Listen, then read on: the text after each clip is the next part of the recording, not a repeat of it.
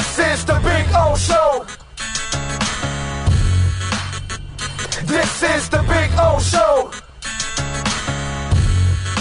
All right, Perk, the predictor. You said, yeah, don't worry, it'll be easy. They could get back to 2-3 with no problem. Here we go. You know, I was messing with you last week when Carolina won 30-0 against Atlanta. I was telling you, are you sure it's going to be that easy? Well, Perk, halfway through your goal there after tonight's win. How about that? How about that, man? Big O, they produced some turnovers tonight. They rushed for over 100 yards. They started their third starting right guard, played their fourth right guard, right? Because you went from James Daniels to Keon Smith to Daniel Brunskill to Cole Strange. You know, they were able to do some good things on special teams. They forced the fumble, and they didn't make any boneheaded plays. They let the Jets do it to themselves. 12 penalties, 101 yards, catching the punt on the 5-yard inside the 5-yard line. So yeah, they were able to play a smart, efficient game, not a perfect game, because that run defense, even after Anthony Weaver asked the defense to play with more violence, that run defense kind of got violated, didn't it? But the two linebackers played with violence. They did. And those guys flew around, man. You know, Perk, I think we just keep what if you look at the way they're doing stuff, they double Sealer a lot, and he was able to make a couple plays today, but they kind of phase him out because they know that they can just pick on the youngins. Right. On the youngins, and the youngins still, you know, it's going to take them a little while to kind of figure this stuff out. They're young, and Anthony Weaver is kind of doing the humming while he figures out what this defense can do, right? Kenneth Grant looks like a rookie. Jordan Phillips looks like a rookie. You know, Matthew Butler looks like a guy who hasn't been a starter his whole career. But they are trying to do some stuff. You know, we saw with the secondary, they put Jason Marshall Jr. on injured reserve, but you saw some 3 safety looks out there, right? With Minka and Iffy and Ashton Davis. We saw Dante Trader Jr. coming in there. We saw Cornell Armstrong coming in there. So, you know, Weaver is trying to figure out what he can do with this team. I did not like the fact that, what did they allow, 177 yards rushing? I think 76 of it was on that first drive where Jack Jones punches the ball out. 115 of it was in the first half. So they did settle down, or maybe they allowed 197. I think that's what the number was. That's exactly what it was. So now all 4 opponents have rushed for over 100 yards, if I'm not mistaken. But you got the win, and you were able to hang on and do some good stuff. The last 6 quarters, this team has played better, more efficient football. You know, the outcome. You know, look, you would have liked for it to have been better than 27-21. But you got the victory. There's right. It's when you're 1-3, style points aren't really going to be a factor, are they? So they got the victory, and Tyreek is out. You still got the victory. So you know, happy days are kind of here again until you start facing reality of offense without Tyreek. Then sad days come back. I mean, if you're at a point where you're demanding stuff from the Dolphins, you're delusional. You know what I mean? Yeah. If they can eke out a win, dude, just be happy that they eked out a win. And we're not sitting here talking about 0-4, and you just lost to a really bad Jets team. Mm-hmm. You know what I mean? You barely beat a really bad Jets team, which kind of sucks. But, hey, man, at least you found a way to win. You brought more balance. You added a big body to the offense, which Tua never has. Yep. And, that pass in the back of the end zone, you can't do that with Oompa Loompas, which is what you try all the time. Well, that's why you brought in a Darren Waller. We'll see if he can maintain it. But, dude, tonight, what a great start for Darren Waller, and what an addition and factor to the offense. Yeah, and look, he did some things that you thought the NWI, Nick Westbrook-Akine, was going to be able to do. Yeah. But that touchdown reception, right? I mean, Tua throws a nice pass between 2 defenders, Sauce Gardner and I think Stevens, the safety, was the other one, number 21. Waller at 6'6" goes up and makes a nice grab, and then he uses some athleticism to get that left foot down, that second foot into the end zone. So that's really what you want to see. Like you say, that's why you got Darren Waller at 6'6" to be a target like that for Tua. And, we'll see if it continues. Obviously he's not going to get 2 touchdowns a game for every game the rest of the way. But, as long as he's a viable target and he's a viable receiving option, that's going to help out a whole lot. The combination of him and Achan and Ollie Gordon, you've got the potential to do some things. You're not going to win 10 games and win a playoff game, but you've got the potential to do some things. So let's see what they can turn that into. Look, it's good that they aren't getting overly excited about this. I'm in the locker room and I'm asking guys, is this kind of feels like it's more than one of 17, but they were able to compartmentalize and say, no, this is just one of 17. We get to celebrate it tonight and tomorrow, but then we've got Carolina coming up. So it's good that guys weren't overly giddy about beating a bad team at home, which is what they should have done since, right, everybody thought that was going to happen since the day the schedule was released. So they are kind of keeping this in perspective to this point. Yeah. I mean, we'll see how it all turns out, but at least, hey man, you found a way to win the damn game. Right. And we'll see if next week you can make it 2-3, and at least you start to feel a little bit better about the damn season. At this point. Now going back to this matchup, first of all, let's focus on the running game. You ran 31 times, which I absolutely love. Mm-hmm. But the only thing I don't love, and you've been around long enough, you're Speranoing my ass right now, because when you got Reggie Bush, you used him as a running back instead of using him as a pass receiver, and that was just so dumb that year. Reggie even ended up injured in the final game of the season. He couldn't play to help them out and all that, and so it was just one of those deals where it kind of felt like a wasted year because he's so good in open space. Dude, I don't want 20 carries for Achan. I don't want to see him carry the ball that much. I need him to carry a little bit less, give Ollie more carries, and use Achan more as a receiver. Use him out in the open field a little bit more. Running between the tackles that many times with that body, I know he's awesome. God bless him. I know that he's going to want to prove that he's that. You've been at this a long time, Perk. You wear down, bro.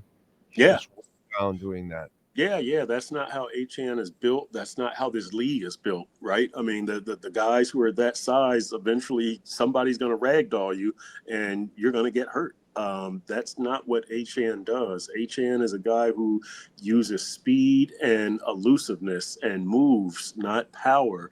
And I know that Eric Studesville, the running backs coach, has pointed out that a lot of times this season, Achan has had guys moving backwards and that he's moving forward, he's falling forward. That's great. I mean, that's great, but that's not going to continue for 17 games. Like that's not the way this league is. It's not kind to running backs who get 20 carries a game at 191 pounds. So yeah, you do have to speed up the learning track for Ollie Gordon. They did some good things in the running game, but I just don't know that it's sustainable with Achan getting 20 carries a game. I think he was 20 for 99 tonight, I believe, right, is the number. So very nice job by Achan, but you do have to figure out another way so that you can give his body a little bit of a break. So it's got to be more Ollie Gordon. And, look, you had to do whatever you had to do tonight to secure the victory. But, starting at Carolina, you need to really start feeding Ollie Gordon and try to get him, 10, 12 carries a game to see what he can do. I would love that. That's exactly the way I'm thinking too. Okay, so David Ferona said something that I think a lot of people are thinking, and I wonder if you're thinking the same thing, and it's kind of twisted in a way. Did the Tyreek injury, is it forcing Mike McDaniel to play a more balanced game now? Is it forcing him to kind of adjust instead of centering everything around 10 and then everything plays off of that? Now maybe you need to be much more balanced, and that's what we saw tonight. Is that by design or by desperation? Which one is? I'll believe it when I see it. You know, Mike is a guy who should have been running the ball more 2 years ago, and he never did. And so he's in love with that passing game, and hopefully he does not fall in love with Darren Waller from the standpoint of forcing the ball to him. If Darren Waller earns it, okay, but I just don't trust Mike going to the run. We should have seen this numerous times in the past. Hopefully he will do it. Hopefully he will have a more balanced offense. Big O, you know what I've been saying about this offense since December of 2022. It's about two things: Tyreek Hill and the threat of Tyreek Hill. Now we'll see if McDaniel can adjust, if he can get off of that. You know, he's been addicted to Tyreek Hill, and we'll see what he does now that Tyreek is not an option. Hopefully it is a more balanced run game. Hopefully they do fast track Ollie Gordon for that reason, because it's out of necessity that you need him. It's not out of a luxury of needing a balanced offense. It's out of necessity that you need a balanced offense. But I've got to see it to believe it. Tyreek done, right? I mean, that's kind of what I'm telling everybody, that you won't see him again in the Dolphins uniform, because they were going to either trade him at the deadline, or if they were still alive, then they'll hang on to him, obviously, till the end of the season. And then they were going to let him go anyway. By the time the new year rolls around in March, they weren't going to guarantee any more money, and they were going to move on. So now it looks like from here on out, Tyreek is done, right? Yeah, I would say that's 99.9%. You know, he's set to charge more than $50 million against the salary cap, and if they had planned on keeping him, they would have extended that contract and eased that financial burden, but they never did it. And you know, he's got the NFL investigation into the allegations of domestic violence from his estranged wife. He's 31 years old. He turns 32 in March. He's not coming back to the Dolphins. I'd be shocked if Tyreek Hill played another down for the Dolphins. So, personally for him, Chris, with all the baby mamas and the babies, yep. And he now will not be able to earn the kind of money he could have earned next year. Maybe not the big money, but he would have earned at least some decent salary. Now with this injury, oh man, this limits his earning power for next year. Correct. You're coming back as a 32-year-old off of a dislocated knee. You're a speed guy. You've got to wonder what's going to happen to that speed, and it's probably not going to be a good thing. So we'll see what happens there. It's always funny. You know, I was telling the guys before we went into the locker room tonight that in pro sports, it's kind of morbid, but you never know when it's going to be your last time seeing somebody in the locker room. And that's what it was for Tyreek with us this week, that we'll probably never see him in the locker room again, because, you know, once you're injured, you're on a different schedule as a rehab guy. You're in there early in the morning doing your work, and you're out of the way before the healthy players come in. They used to say back in the day they didn't want the injured players to infect the healthy players, but that's kind of what it's like. You do your rehab early in the morning, and you're done by the time all the healthy teammates get in there. So, Tyreek, when Tyreek was fun, he was a lot of fun. When he was smiling and acting a fool and, you know, being Tyreek in a good way, what a great personality, and a guy who could always put a smile on your face, but engaging. But there was always kind of that off-field knucklehead version of Tyreek that you were going to have to deal with. But a very durable guy. The only game that he had missed previously was that 30-0 victory over the Jets that followed that Tennessee loss, where he got the horse collar tackle and the hip drop tackle that put him down. Strangely enough, the Dolphins scored 70 points without Jalen Waddle. They scored 30 points without Tyreek. Tonight they scored, 27, kind of, partially without Tyreek for half the game. We'll see where this offense goes, but it's probably not going to be good. And I would say that, yes, we probably have seen the last of Tyreek in a Dolphins uniform.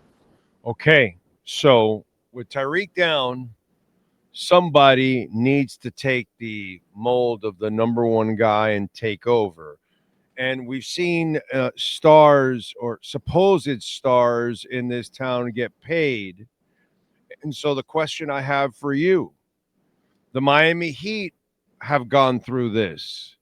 Will the Miami Dolphins go through this? Because the Miami Heat paid Bam Adebayo to be a franchise player, and he is not. Mm-mm. He is, as I call him, a super role player. He's not a Yeah. star. And so Jalen Waddle has been paid like a star receiver.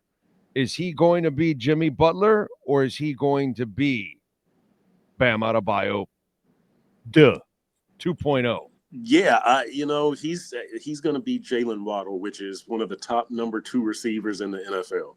That's who he is. That's what he's going to be. He's not going to be a productive number 1 receiver in the role of Tyreek Hill. That's not who he is. That's not what he does. Man, he's a Robin. Right. He's a Robin. Exactly. That's who he is. So look, I would say that, trying to replace Tyreek with a Tyreek is a bad strategy for the Dolphins. You have to figure out what's going to work best for you. Off the top of my head, I would say that having Devon Achane be your number 1 offensive weapon, it's what's going to work best for you. Whether he has to do it as a runner, whether he has to do it as a receiver, we'll see. But here's the problem, and I can equate Tyreek to Bam Adebayo in that, Bam does not make people around him better. Tyreek did. Tyreek took attention away from Devon Achane and away from Jalen Waddle. He made Nobody's Tua's afraid of him. That is correct. He made Tua's life easier. He made Mike McDaniel's life easier as a play caller. Like, he made people around him better. Right. Achane's not at that level. Waddle's not at that level. Tua's not at that level. Frank Smith's not at that level. Mike McDaniel's not at that level. You have to kind of search around for the next 7-8 games and see what's going to help you win games. But you don't have a 1-for-1 switch out there. Nobody can do what Tyreek did. By the way, did anybody tell ESPN that Frank Smith is not the play caller? I don't think so.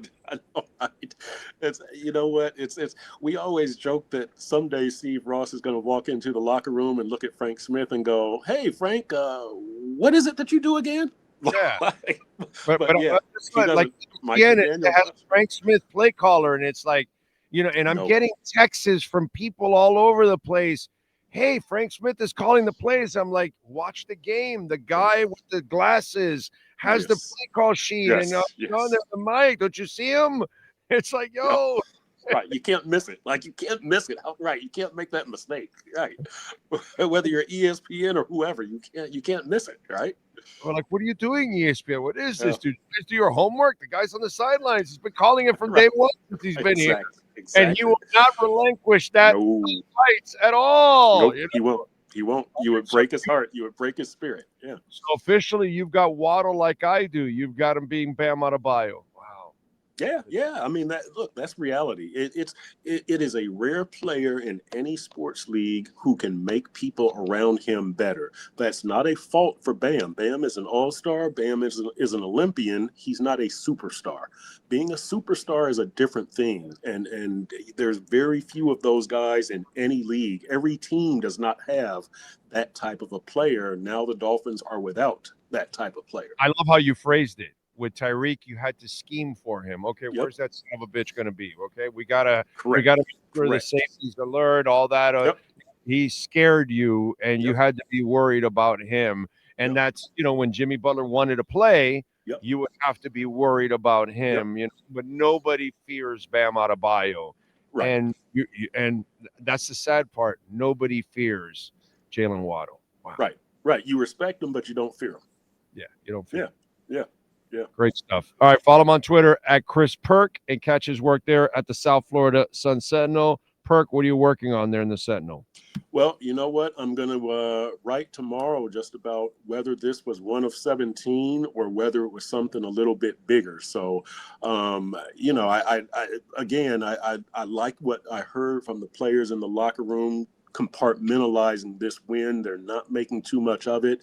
If you would have beaten Buffalo, maybe you could have made more out of that win, but Right. you beat a team at home that you should have beaten, and so I'm glad that it appears that the Dolphins realize that. I'm happy that they're able to keep this victory in perspective. So that's what I'm going to write about. And look, by the way, let's give the coaching some credit here. Mike McDaniel, and you mentioned Frank Smith and Anthony Weaver, Craig Ackerman, the special teams coach. It's not easy to get these guys focused and on track. Again, you were playing the Jets, a bad team at home that you should have beat, but you've got to get these guys' minds in the right place, just on the Jets, not on the Jets, and then Carolina, and then we can be don't take the Chris Perkins approach, right? Take the Dolphins, take the NFL approach 1 week at a time, and they got them focused. So congrats to the coaches. Nice job. Yeah, everybody gets some love today. Yep.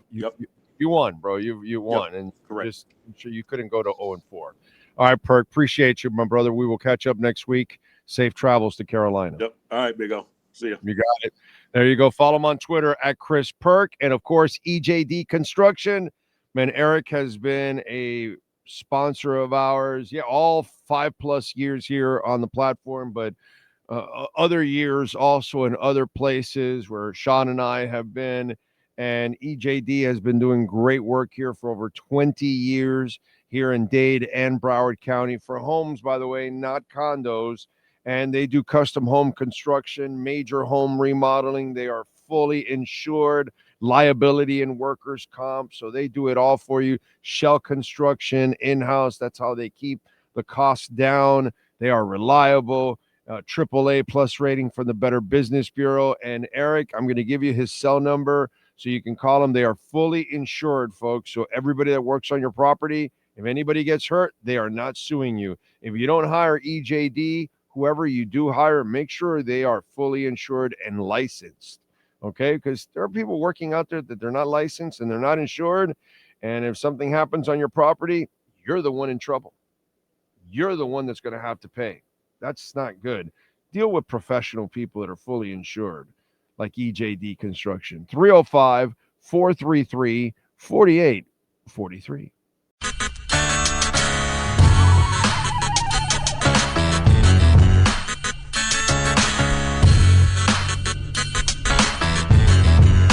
This is the Big O Show.